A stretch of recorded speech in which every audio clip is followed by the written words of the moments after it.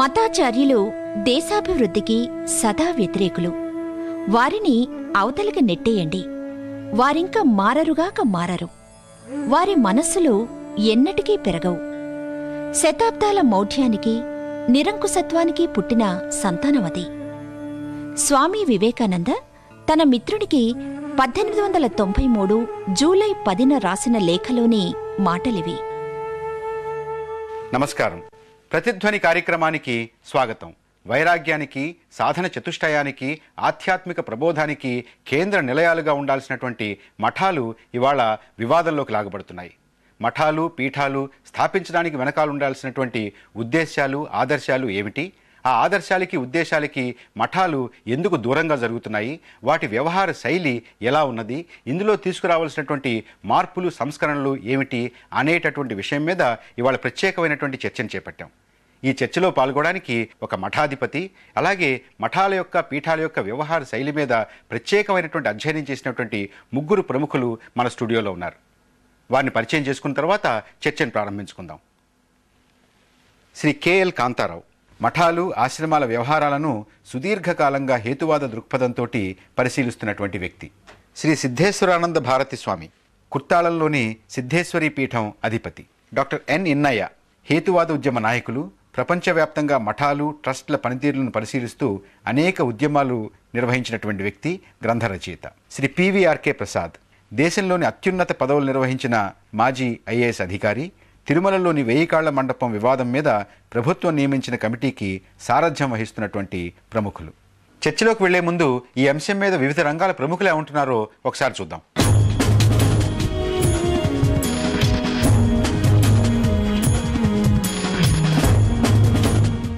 ఈ మతాలు కానీ, మఠాధిపతులు కానీ వాళ్ళ అవసరం లేదు సమాజానికి.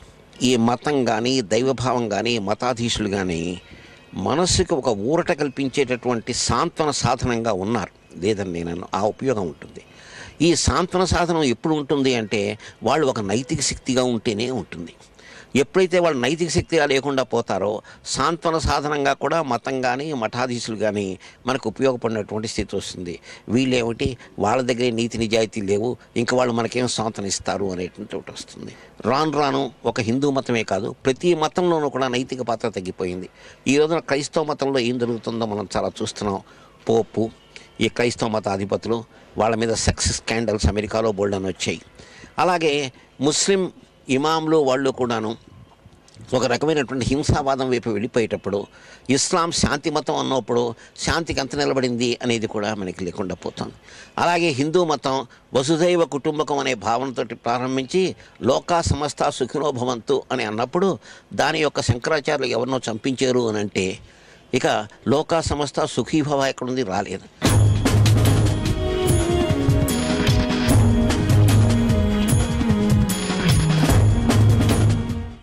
పీఠాధిపతులు, మఠాధిపతులు వీరిని ప్రీ ప్లాన్గా అందరినీ అంతం చేయాలనేటువంటి సంకల్పం ఇప్పుడున్నటువంటి ప్రభుత్వాలకు కలిగిందో లేక జాతిలో కలిగిందో నాకు తెలియదు. కానీ ఇది మాత్రం సత్యం. హిందూ మఠాధిపతులు, హిందూ పీఠాధిపతుల మీద ఒక విధమైనటువంటి ఏజ్యభావాన్ని ప్రదర్శిస్తే వారు తమ పబ్బం కడుపుకుని ఓట్లు రాజ్యంగా, ఓట్లు బ్యాంకు రాజ్యంగా చేసుకోవడానికి అవకాశాన్ని ఎంతవరకు ఉందో పరిశీలిస్తున్నారు. అందులో మొట్టమొదటిసారిగా జయేంద్ర సరస్వతి మీద ఈ బాణాన్ని ప్రయోగించారు.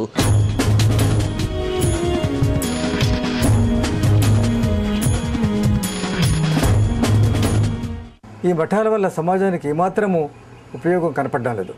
పైగా మౌఢ్యాన్ని ఎక్కువ చేస్తుంది తప్ప, మూర్ఖత్వాన్ని ఎక్కువ చేస్తుంది తప్ప, మూఢ నమ్మకాలు ఎక్కువ చేస్తుంది తప్ప అసలు ఏమాత్రం కూడా సమాజానికి ఉపయోగం కనిపించడం లేదు. హిందూ మఠం అంటే కుల వ్యవస్థ. కుల వ్యవస్థ అంటే అంటరానితనం, అంటే ఒక పర్టికులర్ కులానికి సంబంధించింది. మఠాధిపతులు ఎవరైతే ఉన్నారో వారు ఖచ్చితంగా బ్రాహ్మణులు అయి ఉంటారు.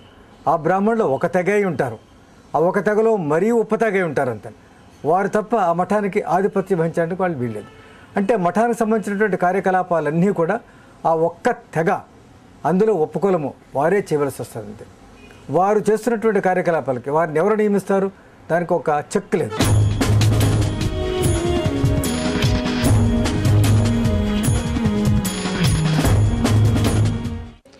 ఈరోజు అనేక మతాలకు సంబంధించిన వాళ్ళు, చర్చిలు కానివ్వండి, మసీదు వ్యవస్థలు కానివ్వండి, హిందూ మతానికి సంబంధించినటువంటి అనేక ఆశ్రమాలు కానివ్వండి, ఇవన్నీ కూడా చాలా మేరకు పారదర్శకంగా వ్యవహరించడం లేదు. వాటి వాస్తులకు సంబంధించేటువంటి ప్రకటనలు కానీ, వాళ్ళు నిర్వహిస్తున్నటువంటి సాంఘిక కార్యక్రమాలకు సంబంధించినటువంటి అంశాలు కానీ స్పష్టంగా ప్రజల ముందు ఉంచాల్సినటువంటి అవసరం చాలా ఉంది.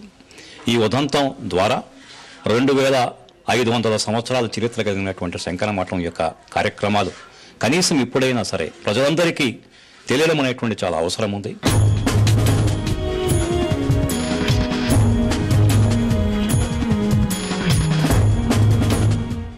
స్వామీజీ, మీతో ప్రారంభిద్దాం. మనకున్నటువంటి ఋషులందరూ కూడా గృహస్థులు, సన్యాసులు కాదు. వేదకాలంలో సనాతన ధర్మంలో సన్యాసం కానీ, మఠాలు కానీ, పీఠాలు కానీ లేవు. ఎందుచేత మఠం, పీఠం పుట్టింది? ఋషులందరూ గృహస్థులే అనటం కూడా సత్యం కాదు. సన్యాస వ్యవస్థ అంతకుముందు లేదు అనటం కూడా సత్యం కాదు. ఎందుకంటే మహర్షులు, నారదాదులు ఉన్నారు, వాళ్ళు గృహస్థులు కారు. సనక సనందనాదులు ఉన్నారు, వాళ్ళు గృహస్థులు కారు. హరివంశంలో వ్యాసుడు, దుర్వాసుడు వీళ్ళు కషాయ వస్త్రధారులైన సన్యాసులుగా చెప్పబడింది. ప్రాంశుపయోద నీల తనుభాసితు నుజ్వల దండధారు పింగాంశు జటాఛటాభరణు ఆగమపుంజ పదార్థ తత్వ నిస్సంశయకారు కృష్ణ మృగచర్మ కృతాంబర కృత్యు అన్న దాంట్లో దండధారి అయినటువంటి వ్యాసుణ్ణి సన్యాసిగా వర్ణించటం జరిగింది.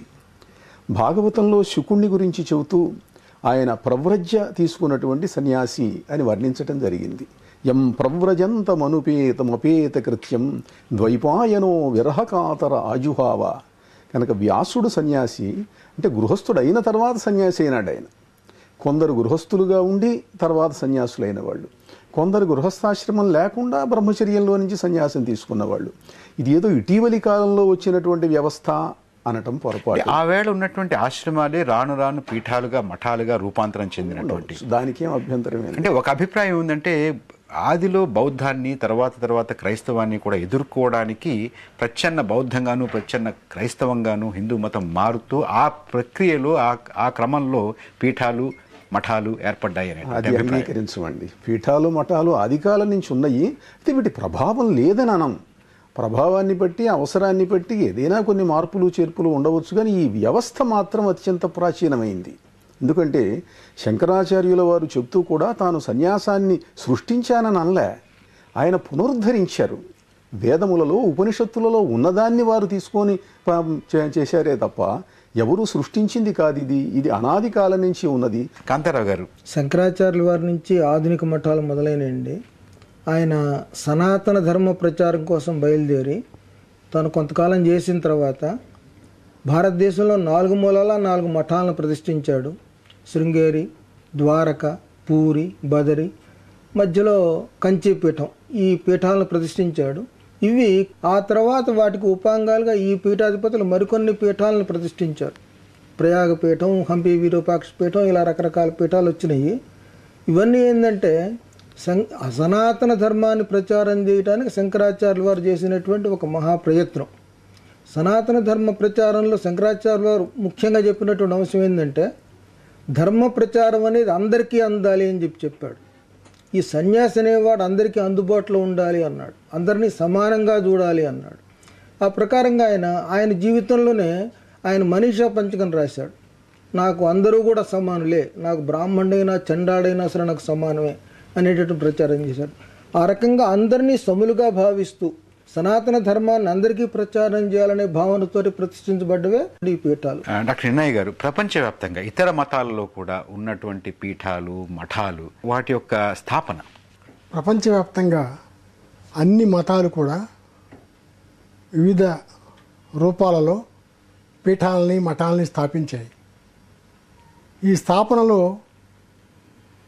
ఈ మఠాలకు, పీఠాలకు ఉన్నటువంటి ప్రధానమైనటువంటి అంశం ఏంటంటే ఇవన్నీ అమానుషమైనవి. అంటే దైవ కైంకర్యం కోసం, దైవ సేవ కోసం మానవ విలువలకి ప్రాధాన్యత ఇవ్వకుండా దైవ విలువలకు ప్రాధాన్యత ఇచ్చినటువంటి విషయమే తప్ప మనిషికి విలువ లేదు వీటిల్లో. పురోహిత వర్గం బయలుదేరి దైవానికి చేరువుగా నిన్ను చేరుస్తామని చెప్పి మతాన్ని ఒక వ్యాపార సంస్థగా మార్చేటువంటి పద్ధతులు ఉన్నాయి. అందుకే ఇవాళ ప్రధాన ప్రశ్న ఏంటంటే భక్తికి భూములు ఎందుకు, ఆధ్యాత్మిక చింతనకు ఆస్తులు ఎందుకు? ప్రసాద్ గారు, హిందూ సాంప్రదాయంలో సన్యాసం అనేది సాధనలో ఒక మెట్టు.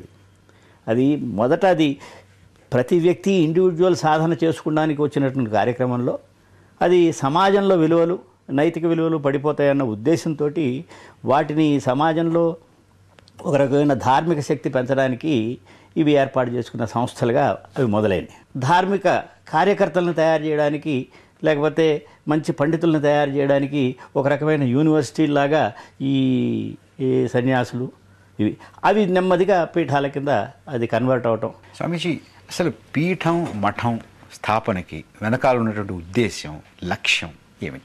ఒక వ్యక్తి సన్యాసి అయినాడు అనుకోండి, సహజంగా సన్యాసాశ్రమం యొక్క ఉద్దేశం ప్రాపంచికమైనటువంటి రాగద్వేషాలను పరిత్యజించి వైరాగ్యంతో భగవద్ అనుసంధానం చేయటమే సన్యాసి యొక్క ప్రధానమైనటువంటి ఉద్దేశం.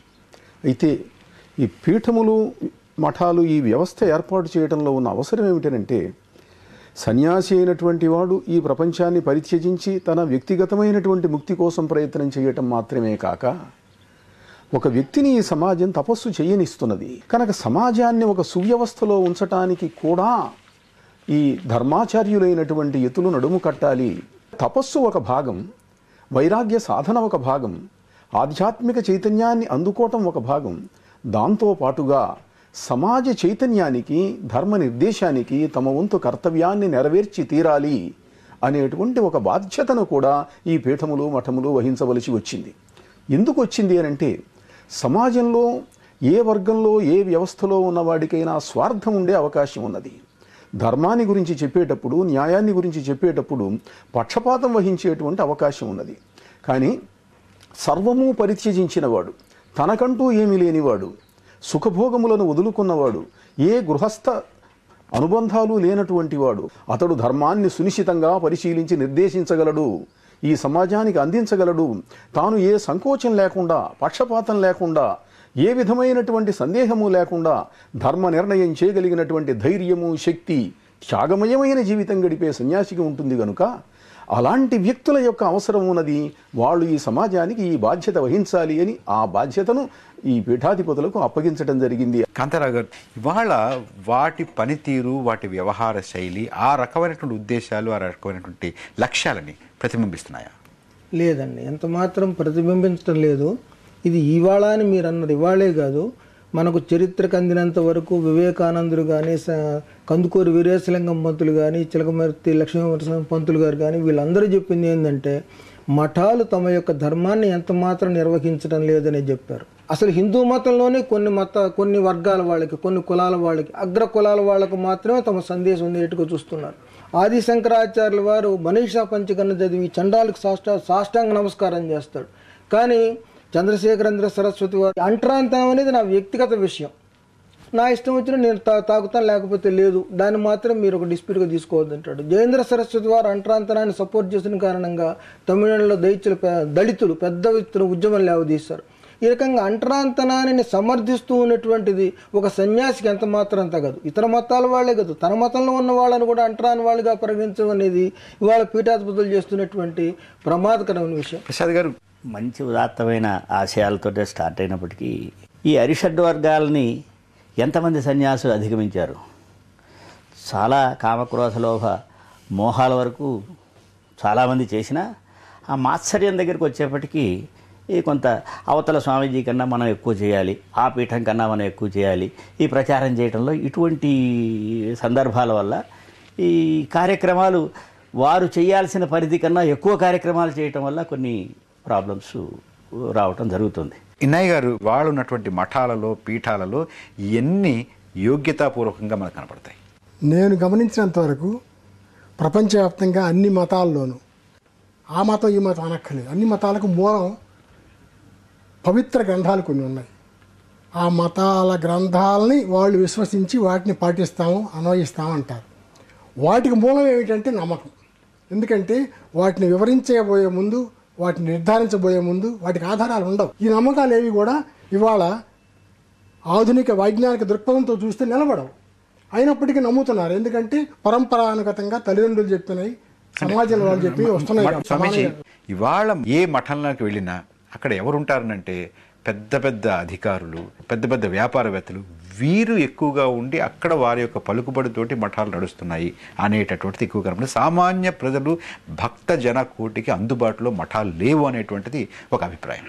ఇది కూడా సత్యము అని నేను అనుకోను. ఎందుకంటే ఈ వ్యవస్థ ఎక్కడైనా సరే నడవాలి అనంటే ప్రజల యొక్క సహకారం అవసరం. అందులో ఎవరు సహకరించగలరో వాళ్ళ సహాయం తీసుకుంటే తీసుకోవచ్చు. కానీ ఏ మఠాధిపతి పెద్దవాళ్ళు ఎవరూ కూడా సామాన్య ప్రజకు అందుబాటులో లేరు అనటం సత్యం కాదు. ఏదో కొందరికి ఎక్కువ అందుబాటులో ఉండొచ్చు, కానీ వచ్చేది ప్రజల దగ్గరికి. మీరు ఏ విమర్శలు చేసినా ఇవాళ ప్రతి పీఠాధిపతి, ప్రతి సన్యాసి, ప్రతి యతి కూడాను చిన్న చిన్న గ్రామాలకు వెళుతున్నారు, మురికివాడలకు వెళుతున్నారు. ఒకవేళ మీరు ఏదైనా లోపం ఉన్నది అని అనుకుంటే ఆ వ్యవస్థలో కూడా మార్పు వచ్చింది. ఒక వ్యవస్థను విమర్శించేటప్పుడు ఆ వ్యవస్థలో ఉన్న ఏదో ఒకటో రెండో చిన్న ఉదాహరణలు తీసుకొని అది సామూహికమైనటువంటి అన్వయం చేయడం ఎప్పుడు న్యాయం కాదు. వీళ్ళే కనుక నిజంగా శక్తిమంతులు కాకపోతే, ధర్మ ప్రబోధం చేయకపోతే లక్షల కోట్ల మంది వాళ్ళను అనుసరించడమే జరగదు. కొన్ని లక్షల కోట్ల మంది వాళ్ళ వాక్కులను వింటున్నారు, ప్రభావితులవుతున్నారు, తమ జీవితాలను మార్చుకుంటున్నారు. ఎక్కడో ఒకటో రెండో చిన్న లోపాలు ఉన్నవని చెప్పి ఈ లోపాలను చూపించి ఈ వ్యవస్థ మొత్తం లోపభూయిష్టమైంది అని చెప్పడం మాత్రం న్యాయం కాదు.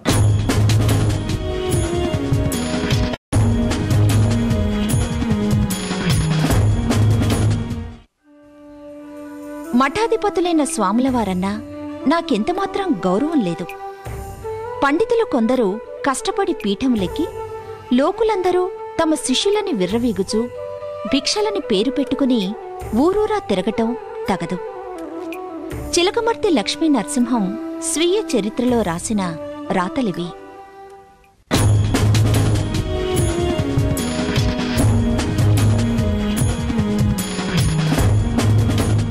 తిరిగి చర్చలోకి వెళ్లే ముందు ఈ విషయం మీద భిన్నాభిప్రాయాలను విందాం.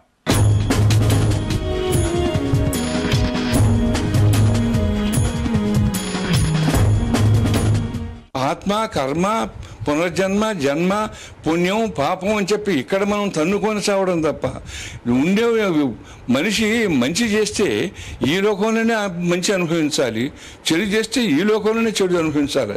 ఎంతసేపటికి ఈ దేశంలో ఈ ప్రపంచంలో ఉన్నదానికి పరలోకానికి లెంక పెట్టి చేసేటువంటి వాదం ఉన్న చూసారా, అది ఆధునికతను నాశనం చేస్తుంటుంది.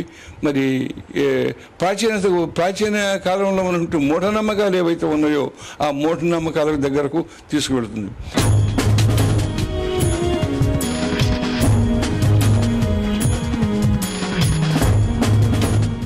ఈ హిందూ ధర్మానికి మూల స్తంభాలుగా ఉన్నటువంటి వారు సర్వసంగ పరిత్యాగులైనటువంటి యతీశ్వరులు. ఈ యతీశ్వరులు ధర్మ ప్రతిష్టాపనకి, హిందూ ధర్మ ప్రచారాని కోసం వారి జీవితాలు మొత్తం, వారికి ఉన్నటువంటి సర్వము త్యాగం చేసి నకర్మణ న ప్రజయ నా ధనేన త్యాగే నైకే అమృతత్వ మానసు అనేటువంటి ఒక వేద సూక్తిని అనుసరించి మొత్తము వారి సంసారాలు వదిలిపెట్టి ధర్మ మీద వ్యామోహం లేకుండా, ఎటువంటి వ్యామోహం లేకుండా ఈ పుష్పగుచ్చం అందించబడుతుంది.